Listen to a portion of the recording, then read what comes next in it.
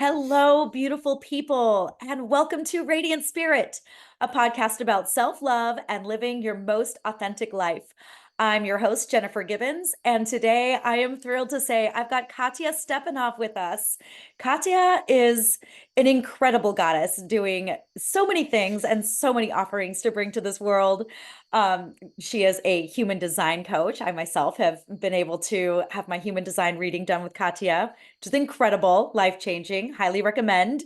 She is also a DJ and a holistic business coach, also like embodiment coach, and co-founder of the Inheritance Project. So I'm sure there's even more that you're bringing to the world as well, just knowing enough about you to know, yeah, you are really just shining your light, making this world a better place. And so thank you for joining us.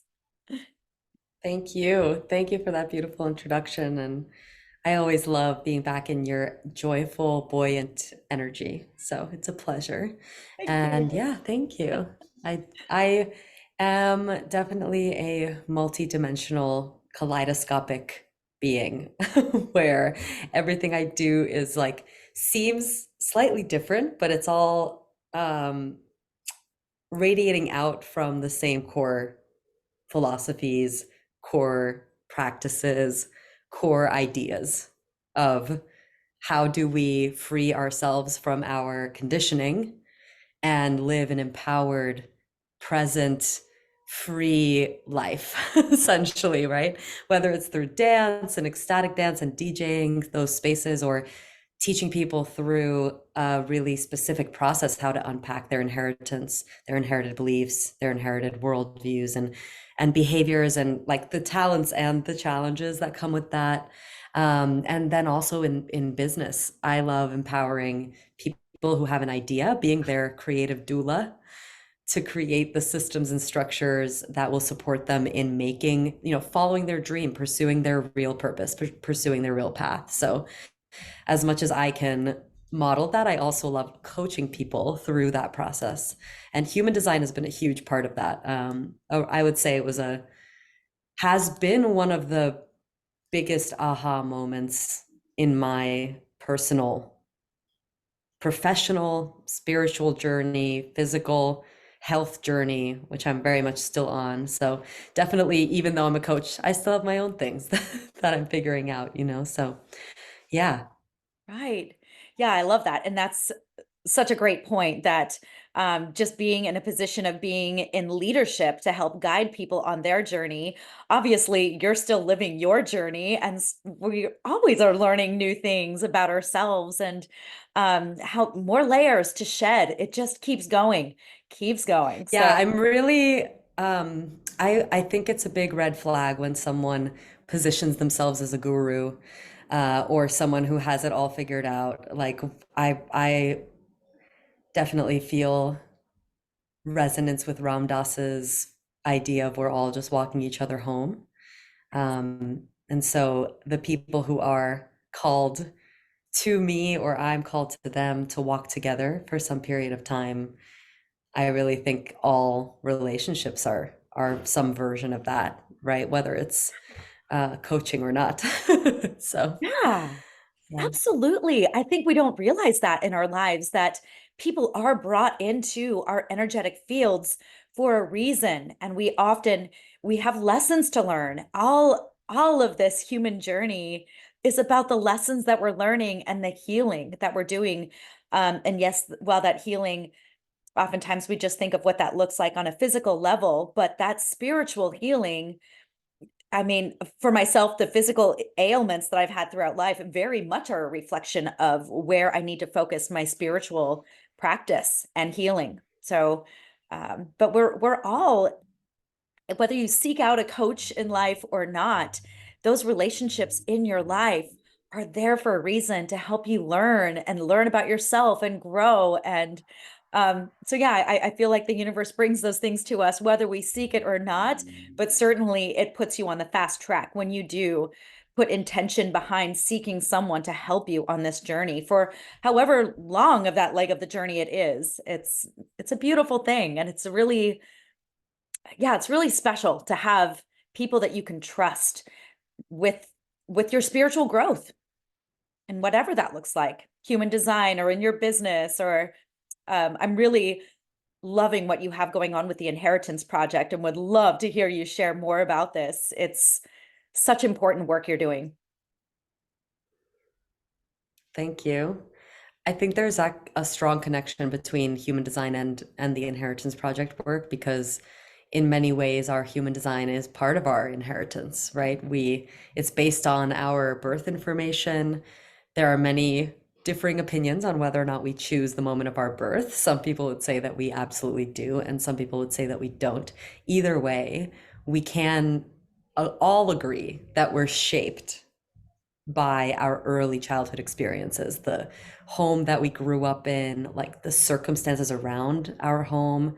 At Inheritance Project, we like to give people frameworks for this really large, complex, and nuanced concepts like identity or what I have carried, so inherited, right? Inherited, a lot of people think immediately about like physical things, taxes and grandma's pearls and stuff like that, but we're really talking about our inherited worldview, right? The stories that we're telling ourselves, the behaviors that we observed from our caretakers, whether we knew our birth parents or not, the ways that our caretakers responded to conflict, the way that we saw conflict represented in the media, the way that we saw all types of beliefs represented in the media, and also based on our age, like when that happened, right? There are like really specific narratives that every single generation has inherited about themselves and about other generations and about success or the meaning of life or how to be a leader or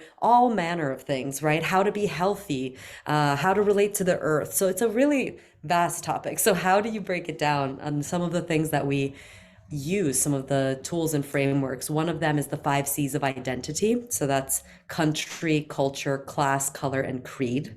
These 5 C's that are different aspects of who you are that of course are all intersectional, again, like kind of like a kaleidoscope. You can't really like talk about one without talking about the other, but if you separate them for yourself and you start a process of self-inquiry, like how has growing up in America shaped me? I could have been born anywhere in the world, right? I was born in Minsk, Belarus, which is the former Soviet Union. So that has its own specific inheritance, right? Of like what I inherited from my parents being born 4 days after the Soviet Union, this massive ideological construct crumbled, right? So I definitely have that blueprint of like revolution or some big massive change. So I think in many ways there's a lot of parallels from my moment of birth to creating Inheritance Project and what led me there. And I would say human design also helps you look at your body graph. It's human design for those who may not know anything about it and are like, what is human design? I can do a little segue on that. You do. Yeah. Yeah, I think we can, and then I'll tie it back to Perfect. Inheritance Project, right? Because you don't have to get your human design read to engage with Inheritance Project. The work we do with Inheritance Project is really open to people from all walks of life, to teams and companies. So we look at what have you inherited in terms of your behavior? And especially one of our big programs, the one I'm starting in a week, I'm teaching in a week Yeah. for 8 weeks. So if this is really speaking to you and you're listening and you're like, I really want the skills to unpack my inherited conflict patterns and stories and beliefs, and I want a whole community of people to do that with, please learn more. I'm sure it'll be in the caption below about bridge builders. That's the course that I'm teaching. That's all about how to build bridges across lines of difference because we're all unique. We all have our own inherited worldview. So how do we actually build bridges where we can meet in the middle instead of trying to change each other? So that's one of the core philosophies of how we can collaborate better, is like, how do I build a bridge between the points of view that we have and not try to enforce or force my way of seeing the world onto anybody else, and actually learn how sometimes when we think differently from someone else, we actually make better solutions when we find the common ground between us than if either one of us was doing it alone. So it's like, a lot of this work applies to that, to relationships, to partnerships, to the work that you do on your, like wherever you're actually working. But really life is full of relationships, so it applies anywhere. But human design to change gears, is a spiritual system of understanding how your unique body is designed, your body graph. So it connects the dots between four ancient philosophies and systems of understanding the human being, right? And the individual. So one of those is astrology. One of the four pillars of human design is your birth chart. So again, the moment of birth, right? The stars, where they were in the sky, what house each planet was in. That's one of the parts of the key that is being used to read your human design, to kind of take in your birth information. Then it goes through this processing of looking at these four systems and how they're all connected, and then gives you your body graph. So one of those four is astrology. The second is the chakra system. So the 7 chakras that you might be familiar with. In human design, there are 9 chakras. So you have your head, your third eye, your throat, your identity center, which is the chest, like the upper part of the chest, then the heart. Then you have your solar plexus, your sacral, your spleen, and your root. So those are all the different systems. So there's more Eastern influence as well of different biodynamic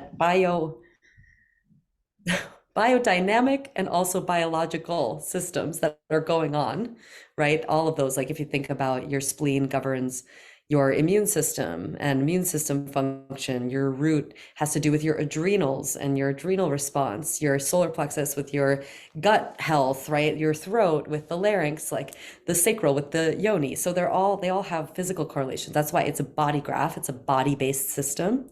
And it's all about deconditioning from using our brain and logic to make decisions, to learning what part of our body is actually our authority that should be making all decisions for us in terms of like what's actually right or wrong for you as an individual, as a unique, fingerprint on earth. Like you're not designed like anybody else. So you have, those are two of the systems. The third one is the I Ching, which I won't go into a full deep dive of the I Ching. If you should look it up. It's one of the first ever books written on this planet, is the I Ching Book of Changes. It was written by Chinese monks. I think 590 AD, but I could be wrong. So don't, I'm like, maybe I pulled that out of my memory. The I Ching Book of Changes, and it is all about yin and yang energies and their combination that make up the material world. And there's a key to reading this original binary code of the universe, yin being feminine energy, yang being masculine energy, and like the yin yang or the yin yang, there are different pronunciations. There's always yin in yang, yang in yin, and it's the I Ching Book of Changes. So it's always changing. It's not like a fixed system. So the I Ching is also part of the key that's used to read human design based on where your planets are in your birth chart. You can trace it to see which hexagram from the I Ching is being activated. And then those hexagrams are mapped inside of your body in all of your chakras. So everyone has the same possible hexagrams, which are also called gates that are accessible to them. Also, some people may have heard of these as gene keys. So it's the same thing, is which hexagrams are activated inside your body graph. And then all of these are connected with the Kabbalah tree of life, sacred geometric pattern, which you find across all life forms. So you have, that's how all of these I Ching gates are connected in the human design system. So that's a lot of information for those of you who are like, I'm so lost. It's totally fine.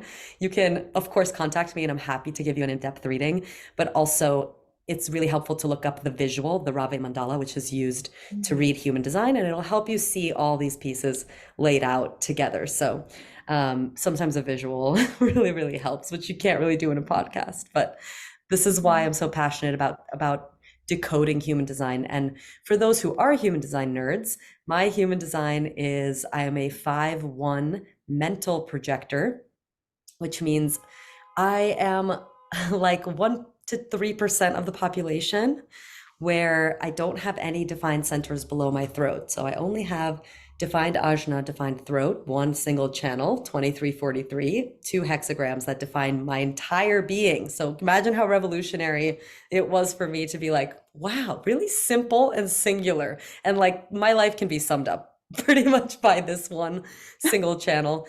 And also because I have so much openness, it's why my experience of life has been noticing and living in conditioning, being conditioned Mm. by the belief systems of my family, the belief systems of the media, the belief systems of my friend group. Like I was so influenced by how everybody else was living their life, even if I always kind of fought against this conditioning, right? So I always had this like rebellious, like I don't want to adopt this conditioning, but I'm so aware of it.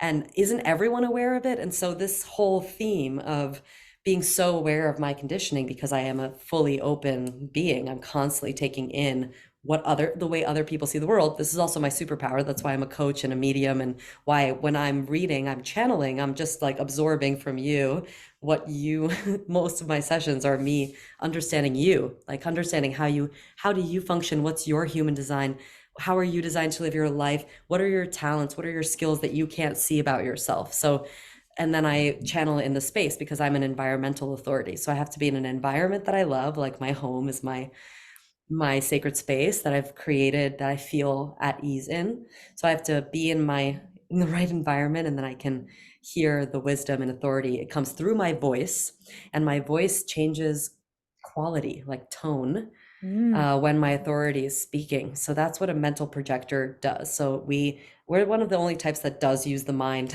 to make decisions. Kind of weird. It's like, don't use the mind to make Yeah. decisions. Most of people in human design, but not me. I'm like a fringe weirdo. So essentially, learning this about myself just gave me so much permission to see and recognize all the conditioning that isn't mine, that Yeah. I could freely let go of and be like confident in letting go of, because I'm not wondering, is that going to work for me?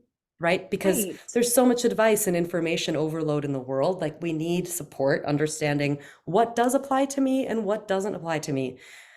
Not every single like And it's all going to system be different. is going to work for you. Yeah. Yeah. And it's unique. And so that's also the philosophy with Inheritance Project. Like you are your own unique set of inherited realities, and it's up to you. You are empowered to become aware of those, because when you know what they are, then you have a choice, right? You can say, okay, which of these do I like? Maybe I like a lot of it. Maybe I want to keep a lot of it. So it's not about like erase everything you were ever taught. There are some things that I inherited that I'm really happy I did, right? That I want to pass on to my community, my children. I don't even need to have children to pass this on. I pass it on because I influence everyone I'm in relationship with. So Yeah. your legacy is shaped by the way you treat other people and the way you treat like through your relationships. So that's why ultimately it's all legacy work, all world building work. Like how do we build a better world where we're all more aware and more conscious of what we bring into it, so that we can make conscious choices of the world we want to see, instead of repeating the same inherited pattern over and over and over from the world that we're conditioned by, which consists mostly of like our closest friends, our family, the media that we consume, right? Yeah. The stories that we watch, that we program, and the ones that we practice.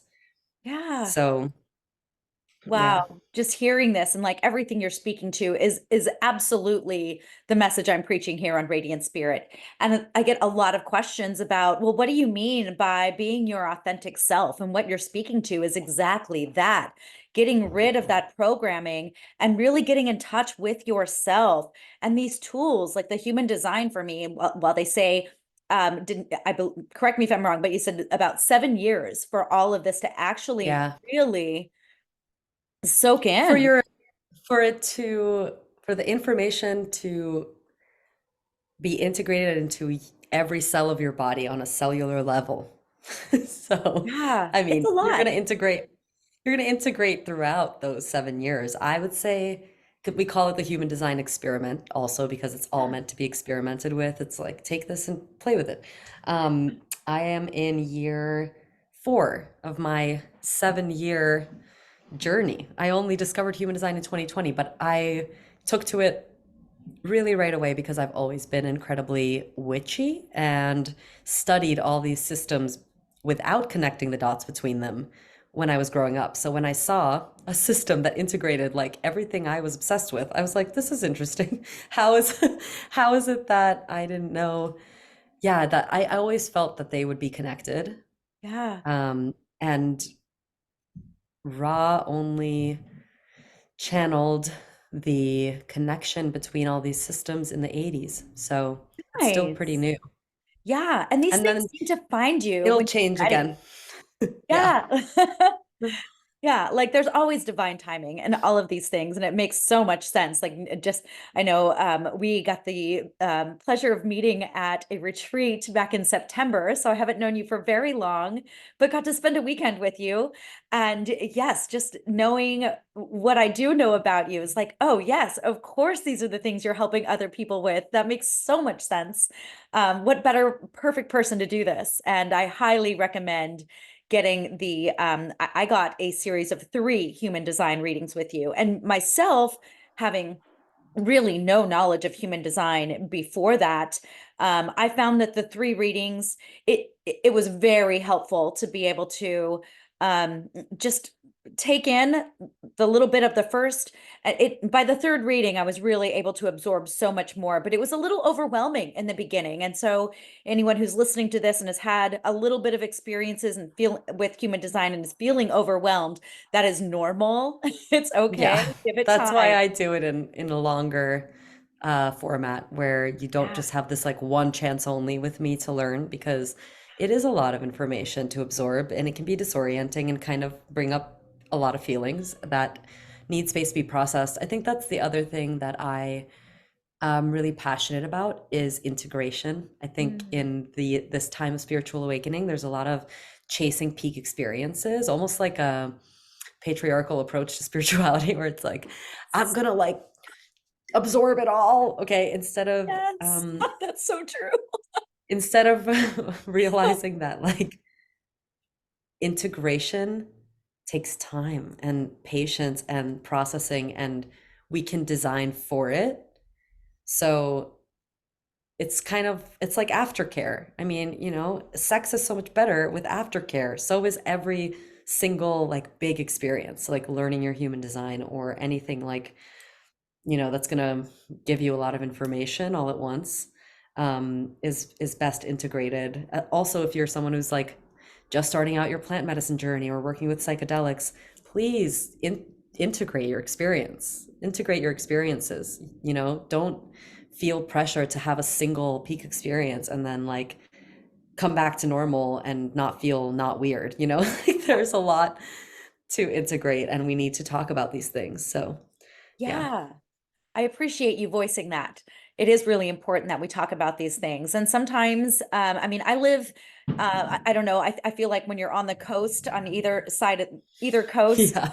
things are a little bit more open-minded and regular speaking about these things is a little bit more accepted.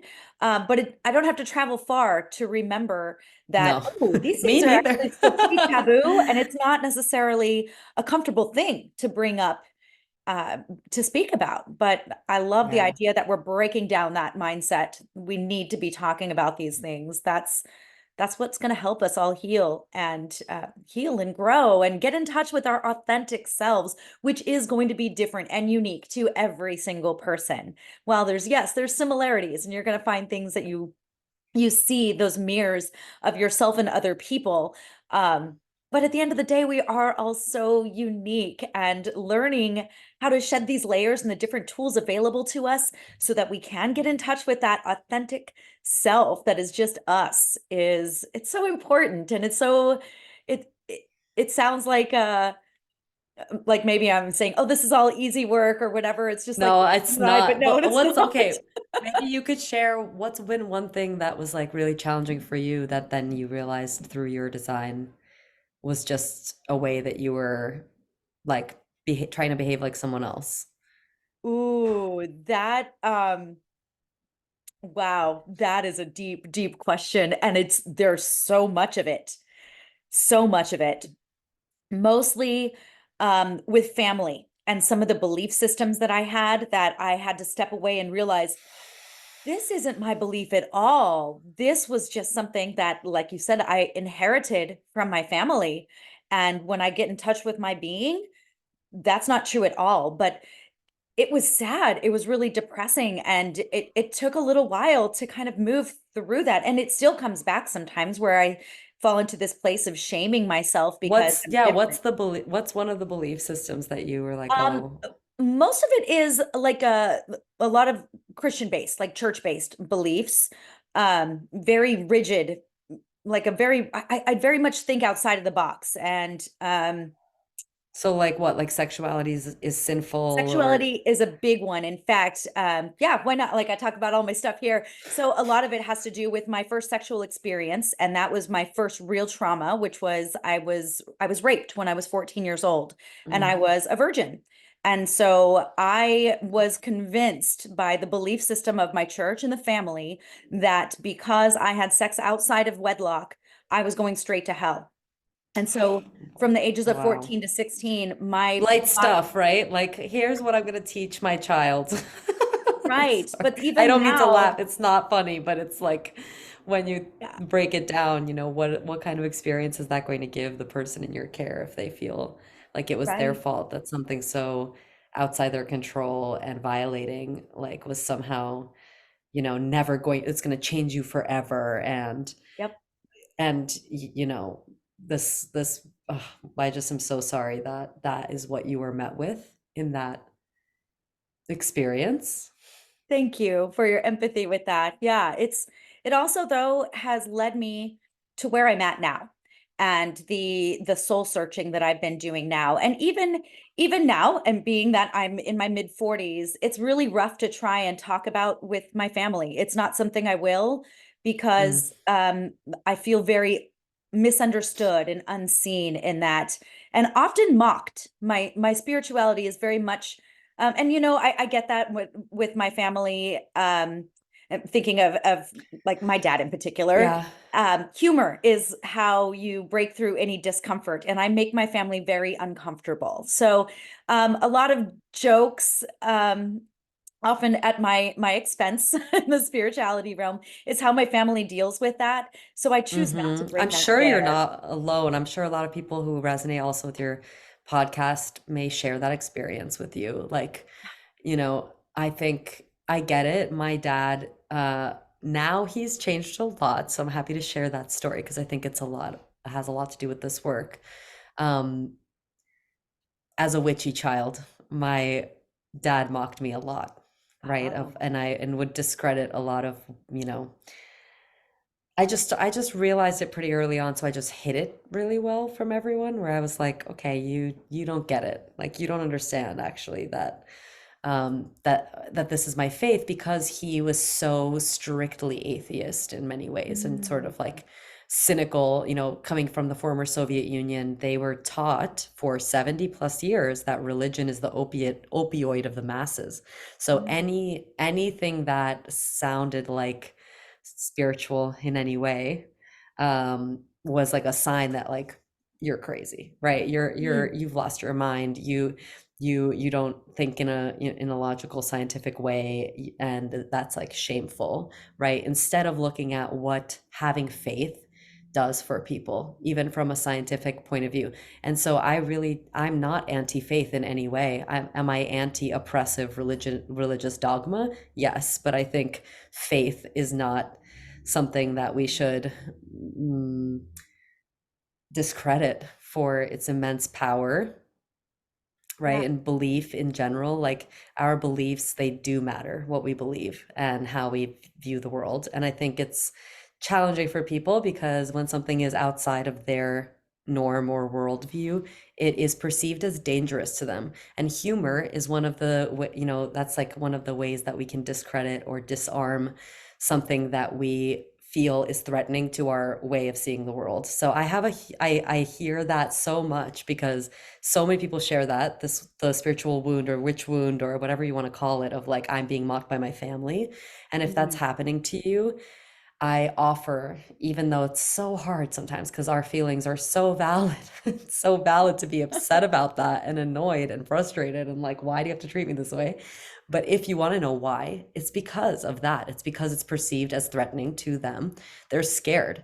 And fear makes people act in all kinds of ways that they may not even be aware of, you know?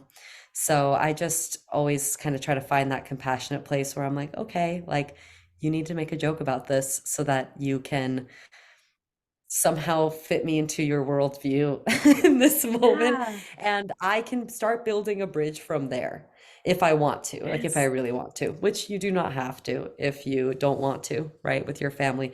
My Well, that's dad an has gone epic through a reminder. lot of change, a lot of change because I decided to start building the bridge, but that's like I'm resourced for that.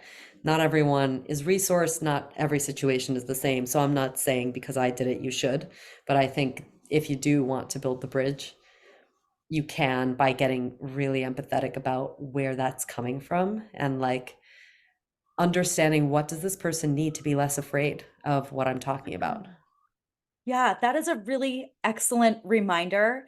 And I can see just as you're speaking to that, and it's something it's like I know in the back of my mind, and it's easier to remember with certain family members, but there's also this part of me that wants to be seen so badly that Oh, sometimes yeah. I go the other direction and I lean into being a little bit more full force, and it creates more of a little bit of a conflict, although, I still would say I still have a good relationship with my parents. We speak regularly. In fact, I'm like, I gotta call my dad later. I forgot to return his call yesterday, but um, that's all great. But I do feel a little more guarded when we're just trying to have a lighthearted conversation. I try to dial myself back a bit and don't feel that permission to just be my full authentic self. It's like a muted, watered down version of myself Yeah. for the sake of making everybody comfortable. But It's that's code funny when I switching. say it. What's that? That's something called code switching, like switching the Yeah. way that we appear so that we can make people less comfortable. I mean, more Right. comfortable. Unfortunately, certain identity groups have to do this much more than other people. Yeah. With your experience and what you're speaking to here of like needing to not to hide parts of your authentic self. Like a lot of people talk about that in our programs that they feel that way at work, especially when they come from marginalized communities or communities that speak differently than the norms, cultural norms of the environment they work in, right? So whether they Right. have like a different belief system than most people, like maybe they're Wiccan or maybe they're like, a Jehovah's Witness, or maybe they have Yeah. some other type of belief system than the typical like Judaism or Christianity or Islam, right? Like there's if you come from like a minority religion, you feel this way, or a minority worldview, or a group that speaks differently. So I think it's really important to be aware of these things if you want to be a better leader in this world or want to be someone who is a radiant being, is to find a way to make people feel comfortable being different, because you're not trying to make everyone the same for the sake of a fake sense of unity. Like unity is when we're all able to be our unique selves and like still work together. It's not erase all the things that are fringe about you so that you can fit into like a homogenous mold.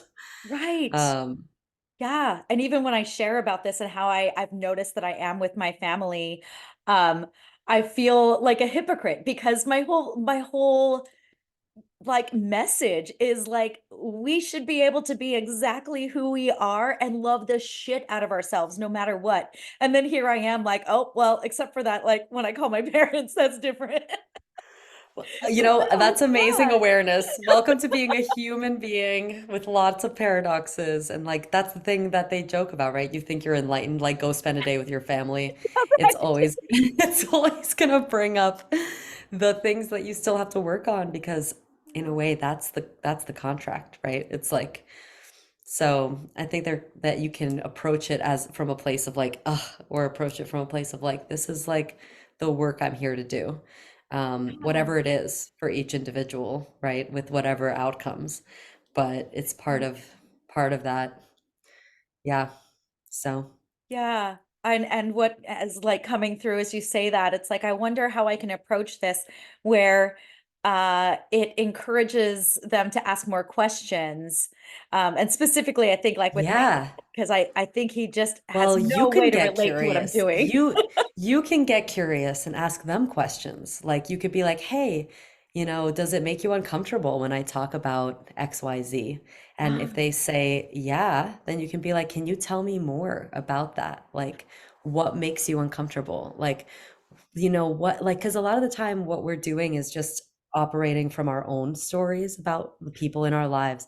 And I had a big story about my dad. He's a former Soviet Army tank commander. He raised us in a very like Soviet military household, essentially. Wow. Like he would now admit that himself. It took us a long time to get there, of like validating our experience, right? Of being in there. But I had a really specific idea of my like what my dad was capable of understanding or not. And I was really wrong.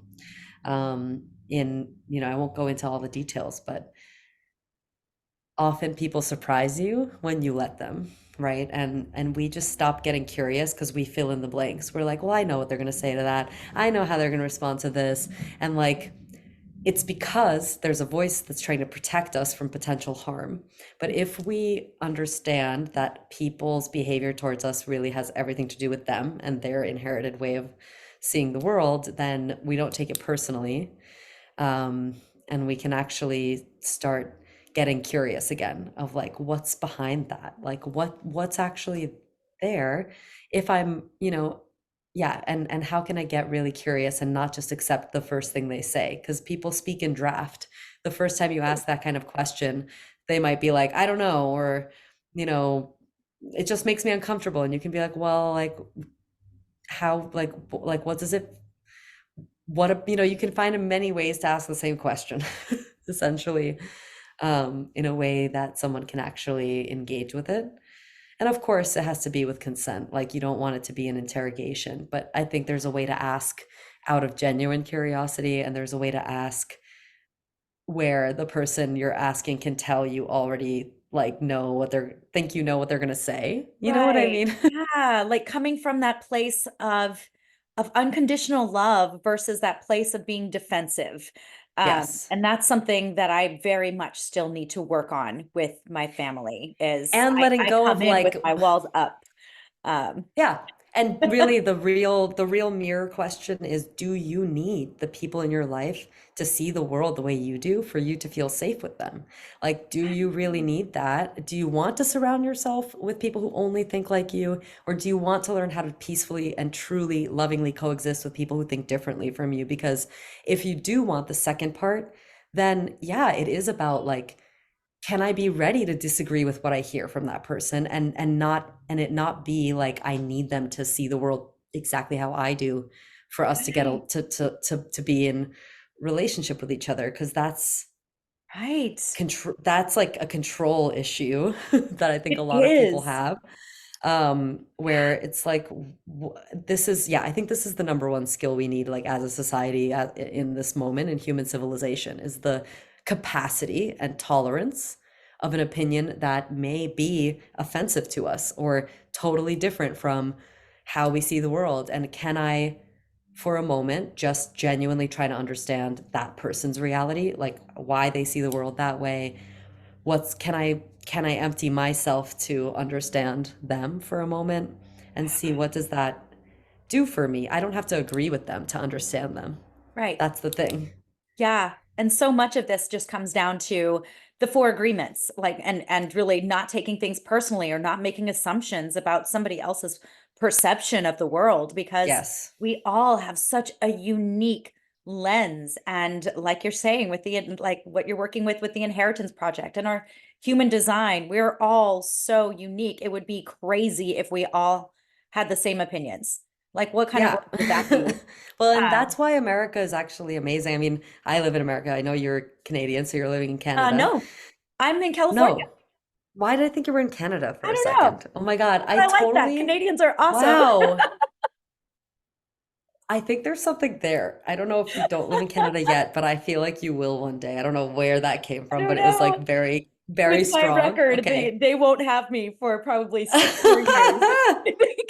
Okay, well, I don't know, Jen, but for some reason my I love Everything in it. my spirit was like, she's in Canada. Um, but I really think that the First Amendment is like the most important thing about America, and like your ability to say what you think and not be censored, even if it's something totally repulsive to me.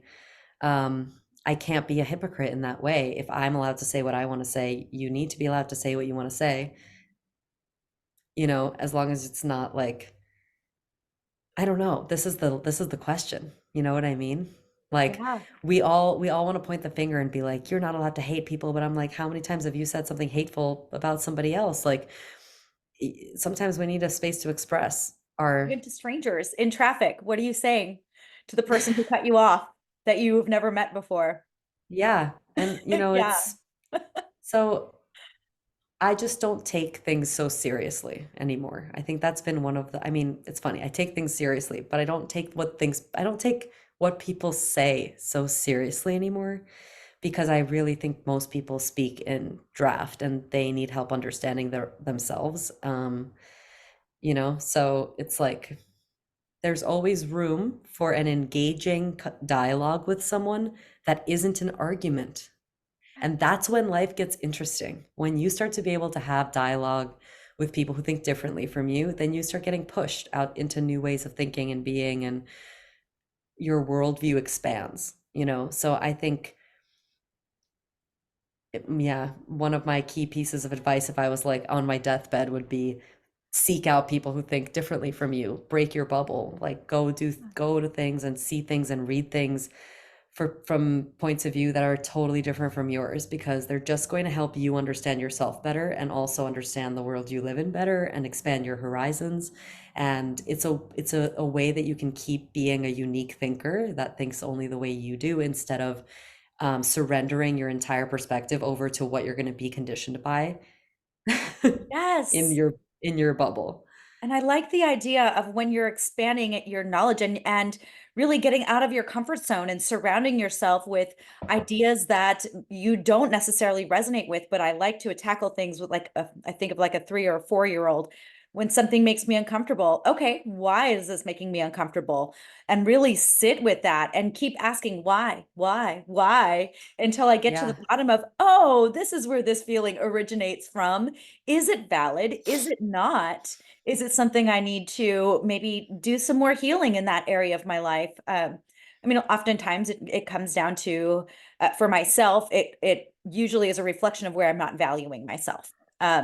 And that's the constant, and it keeps coming up in totally. surprising ways. I But need you to validate me because I don't know how to validate myself. Welcome yeah, to the entire blueprint of even like social media. But yeah, but I think the positive side of social media is I get to share my unique yes. essence with the world. So there's both, and that's what I think it's really comes down to, both and thinking, which I hope we can teach more people to do, where it doesn't have to be either or, it can be both Yes. and then it can turn into something else. And that's what alchemy really is transformation between two polar things, right? So that's the moment I'm here to serve. Mm, so How do we find beautiful. the third way out of this like rapidly polarizing reality that we're in? And so the last thing we can talk about is, how does like dance fit into all of that, which is that Yeah. dance and spaces where we can be nonverbal but moving in the same frequency. So like, music is a certain vibration when you're in a room of people. Why do people love, suddenly there's like a huge boom of raving, right? And like going out and house music and electronic music, because electronic music has a beat, a rhythm, and your body loves to sync up. It's called phase locking with other Oh, bodies. This happens when you breathe together, it happens when you sing together, it happens when you dance together. It's why in our old tribal original indigenous ways of being in groups, we would gather in circle around the fire and dance yes. together and sing Love in together. And circles. these are Yes. the things that were normal and got stripped away through a very short blip of human history that we're Mhm. kind of emerging back out of and back towards these practices, just because they transcend our identity. So there's all this focus on our identity and like that's important and figuring out who we are and all of that. But at the end of the day, when you dance with someone, it doesn't matter what their beliefs are. You No. are connecting with them on a different level that is really important for the brain. And so there was a whole study done that dance is one of the best practices for curing depression. Mhm. So I try to create as many, they're called temporary autonomous zones, as many spaces where in the temporary time that we're together, we're all agreeing to behave in this different way. We're agreeing to not be talking on the dance floor or and like moving our bodies, or we're agreeing to like surrender to a certain immersive experience, whether it's through sound or through some, I mean, a lot of it's through sound. I would Yeah. say sound is like the technology in many ways of human connection. So, and vibration in Yes. general. It doesn't need to be sound, it just vibration in general. So, yeah, so that's where the DJing comes in, and I do a monthly dance party in Brooklyn called Resonance, which is where we come together and do all these resonance practices. We breathe together and we sing together and we drink cacao and we dance and we eat food, and it's like my favorite thing in the world. So I feel very honored that I get to hold space like that for the community here. But I am working with a community called Collective Bay. If you all want to look that up, you're welcome to. Okay. BAE, Collective BAE. It stands for Balancing All Energies Before Anything Else. And it is a global impact collective of female and indigenous facilitators and DJs and healers. And we are opening a membership soon that's going to give access to events that share this kind of essence, because there are bays that are all over the world producing events that have these core pillars of um, really creating spaces where we can resonate together. So yeah, if you're curious, you should follow Collective Bay and check that out as well. So resonance, there's a lot to share. Bridge builders, resonance, Yes. Collective Bay, those are the big things that I am in service to right now in my life. And of course, human design. And that's just like, send me a message. I'm not, uh, I haven't separated human design from like to make it its own account, because I feel like all the work I do is really integrative. So Yeah. that's one of the ways that I am like, actually, no, I'm gonna do it my way. So you can just You. reach out to me if you want a human design reading, and we can talk about it. Oh, I love this so much. There's so much. I'm just like, oh, a little bit still on this vibrational high. I spent my full weekend immersed in sound healing training. So both Saturday and Sunday, all day, learning about, yeah, the powerful vibrations and the frequencies and what frequencies are used for different Yeah. types of healing. And I'm just like, oh, still feeling a little blissed out. I love it, but I love that you speak to this and just really so grateful for all of the work that you're doing and all of the offerings that you have to bring to this world. It is so fucking important. And yeah, you're just Thank you. doing all the things and I love it. I love um how you've helped me on my healing journey and looking forward to seeing where this all unfolds. I mean, it's just going to keep Likewise. going. So, Likewise. Thank yeah. you. Thanks for having me on the Yes. podcast. Thank you It's so much been for your time and so nice. energy. All right, I'll talk to you soon.